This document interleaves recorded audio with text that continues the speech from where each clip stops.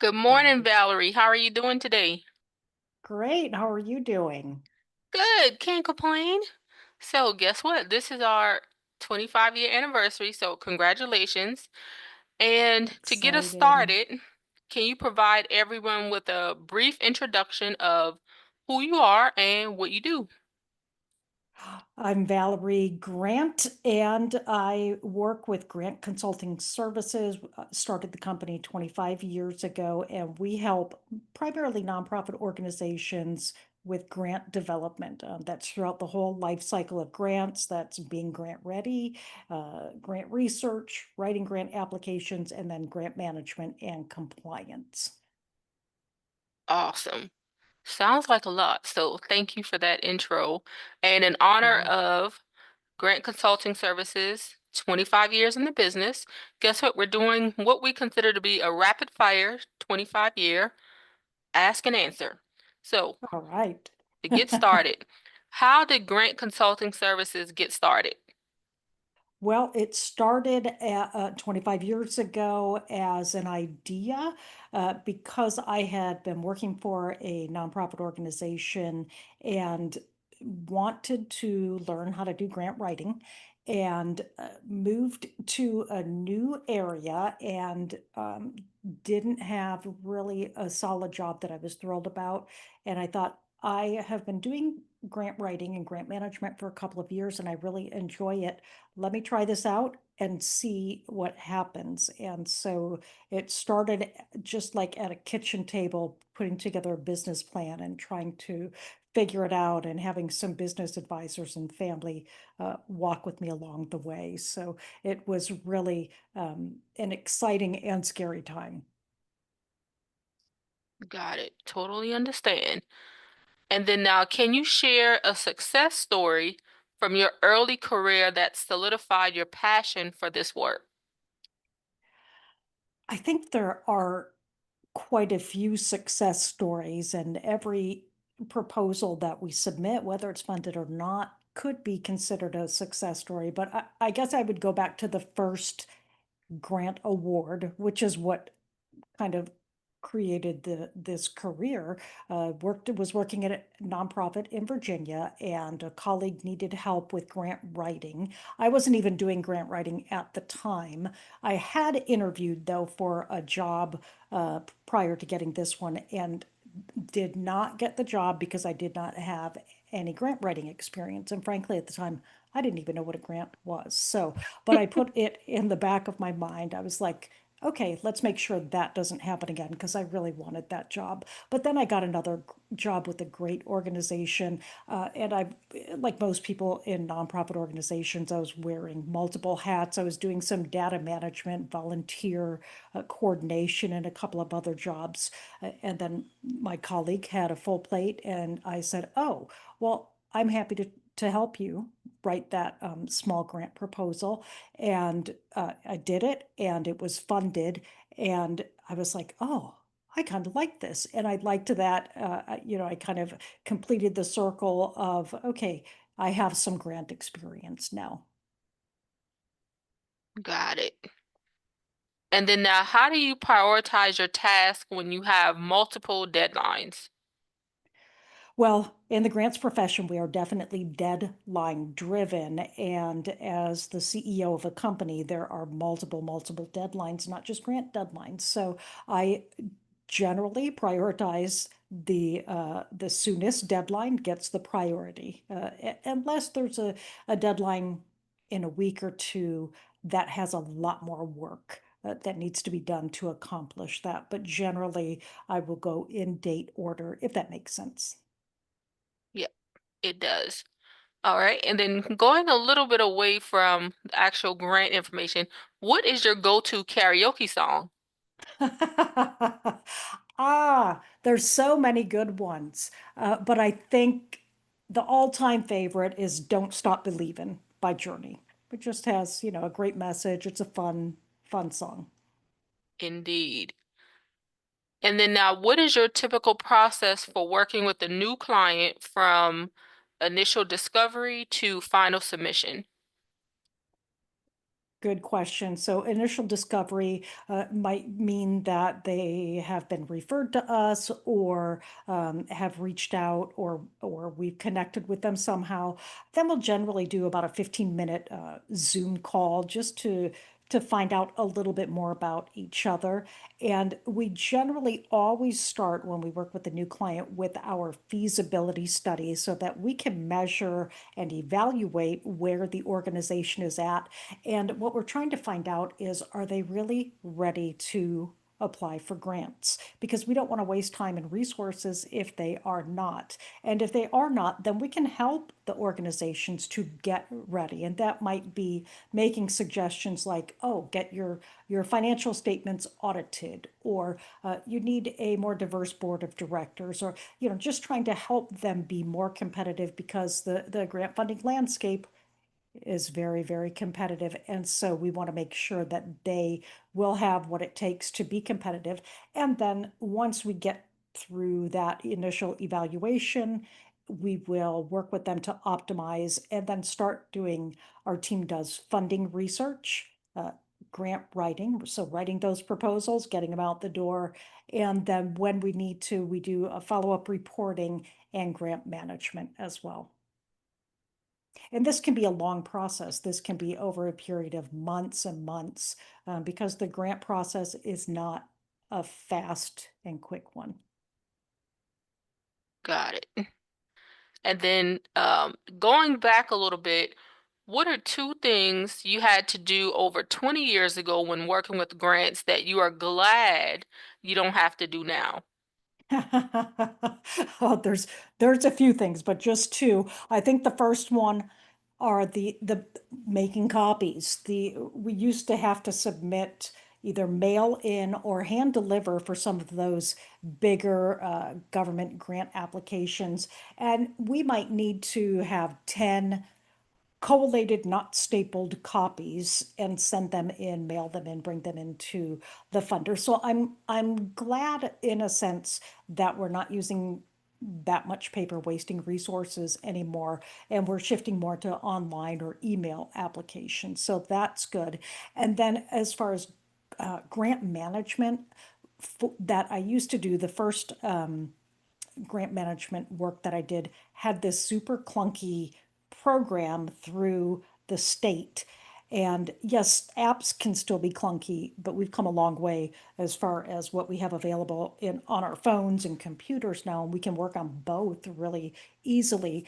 But I just remembered this one database that we had to submit data and reports through. It was like trying to get a car engine with a dead battery to start. It just was not user friendly, was not anywhere in its terminology. So I'm glad that we have more choices, and communication is easier, I think, via email and other options these days. Agreed. Yep. So see, yeah, get rid of the old schoolness. Yes, yes. Okay. And then beyond the grant itself, what value do you believe you bring to an organization and how do you measure that impact? Great question. I think the value that we bring is helping the organization to meet its goals and objectives, and really to help people in the community. And so that looks different depending on what the nonprofit or the for-profit organization is doing. So we might measure the impact on the number of people that whose lives are improved. Internally, we will measure the number of grant applications submitted, the amount of funding that is received, and other metrics like that. That doesn't necessarily show or demonstrate the impact in the community. So we will also gather feedback from our clients about how we have helped them. And for example, one executive director said that we saved them hours and hours and a lot of headaches, by writing a grant application, and really realize the value in what our team brings. We all have our own kind of different skill sets, and our team is also cross IT team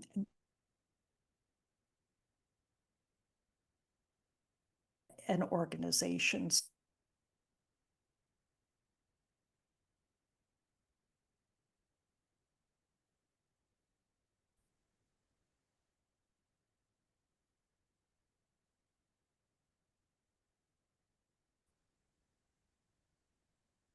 Are you still there? Uh-oh. Valerie, you're freezing on. Okay, and continuing on, if you could only eat one food for the rest of your life, what would it be? Ooh, so many good things to choose from, but if it had all the nutrients and vitamins that were needed, I think it would be Ben and Jerry's non-dairy cherry Garcia ice cream. That would be Hmm. it. Yeah, it's good. Okay. Yum. And then now, when you hear the word grant, what immediately comes to mind? Come on, let's do it. Let's get it. Okay. Yeah. And then what's a mistake you've made in your career and how did you recover from it? Ah, wow. There's been a couple. I think probably the biggest would be listening to the naysayers or letting people, unsupportive people, get me down. When I started this company 25 years ago, working remotely was not socially accepted. It was, look, it was pre-COVID. It was before Zoom and before a lot of teleconferencing apps were available. And so I wanted to work remotely because I wanted to be there for my children. And I did not want to have to go into an office every day. I didn't mind traveling to go and see clients, but some potential clients and some clients were not very receptive to that. And I let it pull me down instead of just saying that's not going to work for me and finding and changing the situation and making it work. Got it. So yeah, so then the key word that I can think of there, what do we always say? Forget about it. Forget about it. I love it. Forget about it. Yep. Okay. Now, can you provide an example of a time you worked on a particularly challenging proposal, and then how did you navigate the obstacles to achieve a positive outcome? There's been some particularly challenging proposals. I think one that we worked on last year is a good example. It was a state application, and it just was the wonkiest. It was in like a Word document, but it wouldn't work correctly. So we had multiple iterations or different versions of the document, and we were trying to put it all together. And the format to submit was via email. And we tried, but the file was too big with all the attachments. And so we worked it out as a team. There were several of us working on that one proposal together, just trying to get it submitted. I think four or five of us were working on that. Mm-hmm. And so teamwork helped us to have a positive outcome. And what did we submit it 4 minutes before the deadline or 10, Yep. something like 10, yeah, 4 minutes before the deadline, we got it in and it was actually funded. And so I think teamwork is how we were able to overcome the obstacles because it was a multiple messy proposal. Agreed. And then now, how do you stay current with the like the ever-evolving requirements and priorities of major foundations and government agencies? That is challenging and has been challenging over the past year, especially 9 months in reality, because so many things have changed. So I'm looking to LinkedIn, email newsletters, talking with different colleagues, joining in groups where grant colleagues are talking about what's going on, and doing a lot of webinars, getting webinar updates at least on a monthly basis, and just trying to stay informed about what's happening and trying not to get dragged down at the same time because so much has changed and change can be scary whether it's for good or bad, but so much has changed that it's hard to stay on top of everything. So also giving myself permission to not be in the news 24/7, meaning not looking, not always searching for what's going to happen, what's going on now, but being able to take a step back and say, it's okay if I don't know right at this moment.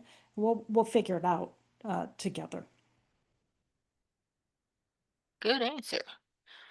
And then now, what is your um, philosophy on client partnership? And then how do you ensure that the voice and vision of the organization are accurately reflected in the proposal? Hmm. Very, very important. I think that takes a lot of work and intentional work to make sure that that happens.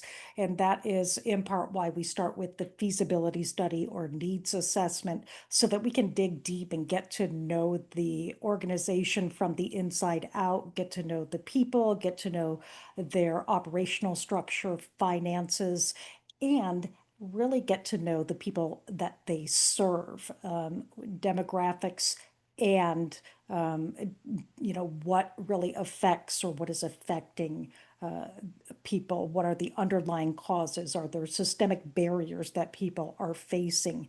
And so we do a lot of research concerning systemic barriers and how people are affected.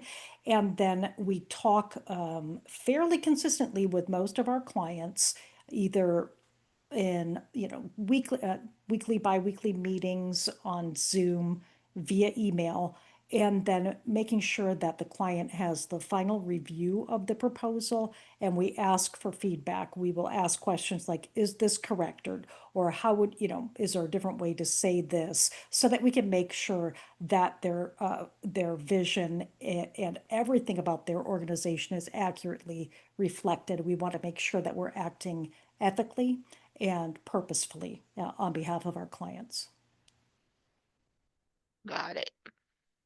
And now, stepping away again from the actual grants world, if you were a superhero, what would your Ooh. superpower be and why?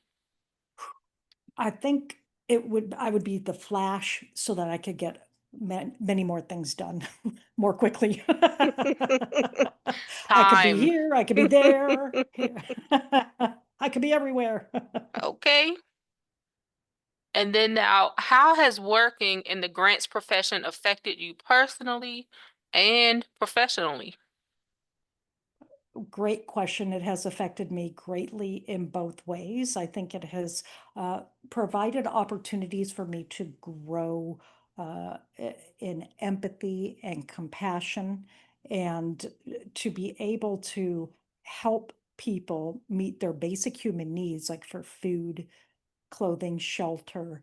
That affects me on a daily basis, and it helps me to have more gratitude and to be grateful that I get to join in with other organizations to do this work with them. And working in the grants profession has helped me to be able to work with our team of people whom I adore and think are amazing and wonderful. And I could not do most of what I do without our amazing and wonderful teams. So it's been a transformation in my life. I don't know what else I would be doing right now if I were not doing grants, to be honest. Okay. And then, what would you consider your highest impact grant to date and what made it so successful?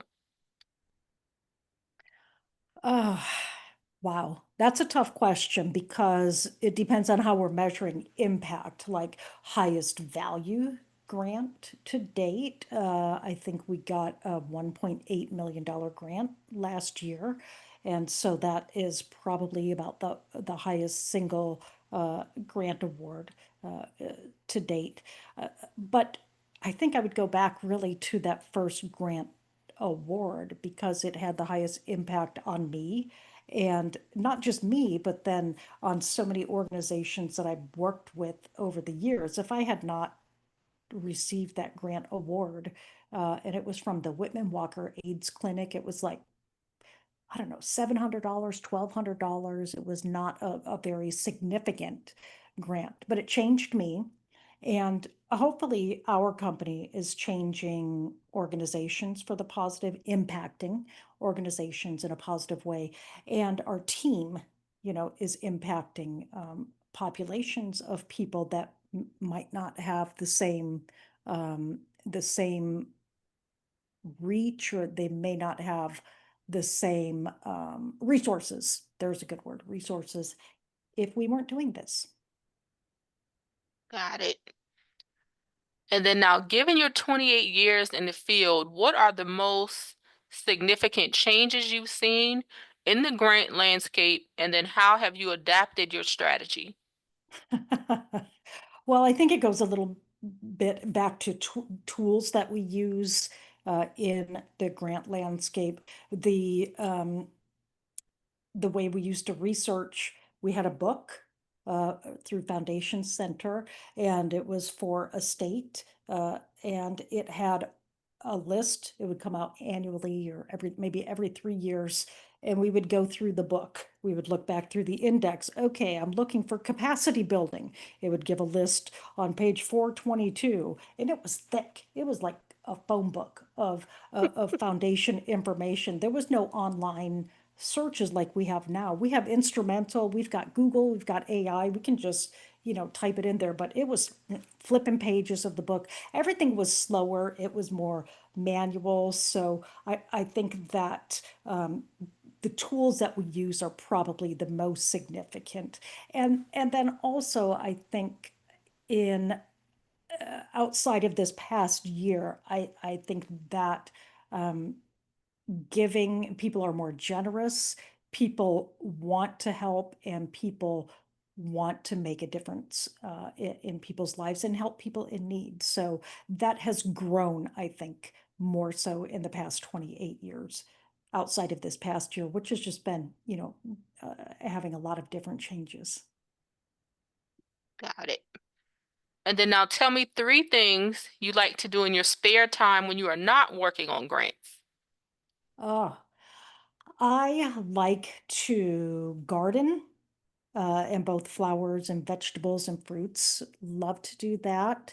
Love to talk with and hang out with my grandchildren. I'm excited for them. And then I like to read as well. And I read fiction and nonfiction, a variety of different things. Okay. And what advice would you give to an organization that is new to grant seeking based on your experience? Well, that grants are the long game. It is not a short answer to maybe cash flow issues. That's not what grants are. It's going to take a little bit of time for you to get a solid grant program up and running. Don't skip the evaluation piece at the beginning to make sure that you are grant ready. And then tell a compelling story and build relationships with like-minded grant makers that might have a similar mission to what your organization is doing. Good advice. And Thank if you. money were no object, what Ooh. causes would you fund as a grant maker? All of our clients. That's who would get the grants. Because I love our clients. I think for me, I especially want to help women and children that are victims of domestic violence or and trafficking, and then also people who are experiencing substance abuse or substance overuse complications, and their families. Okay.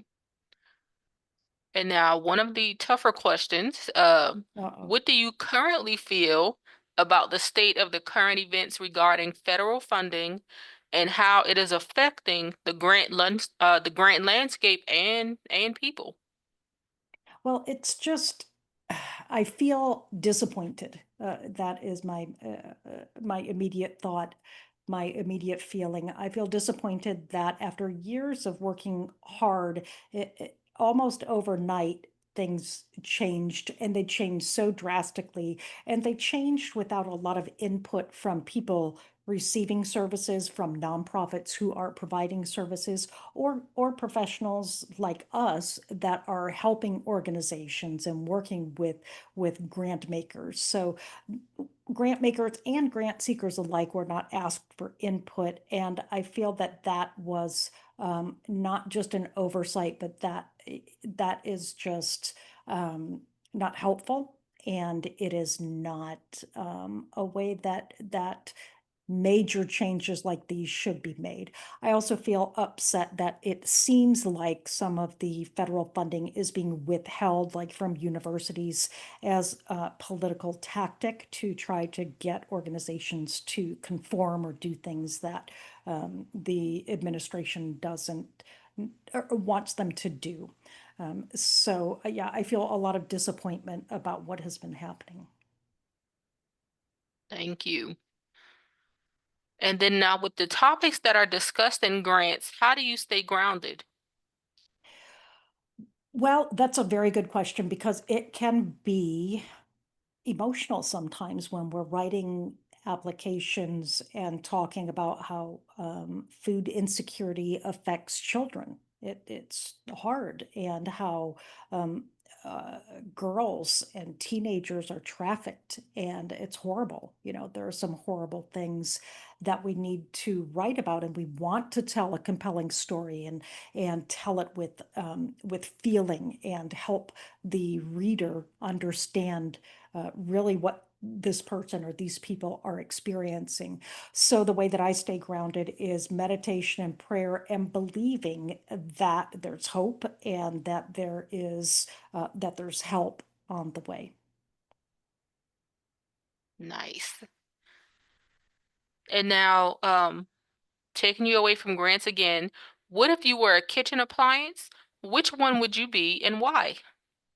I wouldn't be a kitchen appliance, but if I had to be, since you're asking the question, I think I would be. I have a Ninja, it's like a Ninja air fryer, but it's got like bake, air crisp, broil, and grill. So it's like a multifunction appliance to cook Mm-hmm. things.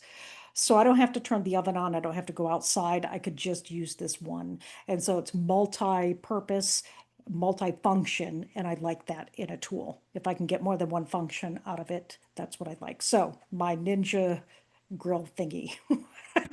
That's Okay. And then now, are you still as passionate about grants now as you were when you started? If so, why? And if not, why? I think I am probably even more passionate about grants now because I know more about it, and because I've seen how it has been so helpful to so many organizations and the people that they serve. You know, we get to help people have a home, a roof over their head, to have nutritional meals, um, to be able to go outside in green spaces where they maybe live in an urban landscape and they don't often have opportunity to enjoy the great outdoors. So we get to do and help so many people. And that's what drives my passion, is being able to continue to do that. And as our company is growing, we're able to help more organizations do more really great things. Good. Now, final question. What's your next milestone and plans for the future of grant consulting services? Uh, I thought you were going to tell me that. What are we doing next year? Nothing. Nothing. Okay, we're taking the year off. No, our plans are to continue to grow, to partner with other organizations to provide more teaching and more coaching. That's an area that we are focusing on. We have our amazing Grantegy educational system or platform, call it what you may, but it is to help people learn how to do grants themselves. So learn the whole life cycle. Because when you say grants, most people just picture writing the grant and submitting it. But as I've talked about already, you've got to do the evaluation piece and the research, and you've got to have something written down on paper. Because grant makers want those nitty gritty details, and you can't just get an RFP and respond to an RFP without having done all the research. And then you have to know how to report and how to track data and how to maintain a grant award once it's received. So I want us to help more and more individuals and companies to be good at this. And I want us to be able to weather this time in history well and still continue to help organizations obtain grant funding. Well said. Well, I say that's a wrap, and thank you so much, Valerie, for your insights and all of your valuable information that you provided. And again, congratulations on 25 years. Thank you so much. I appreciate it.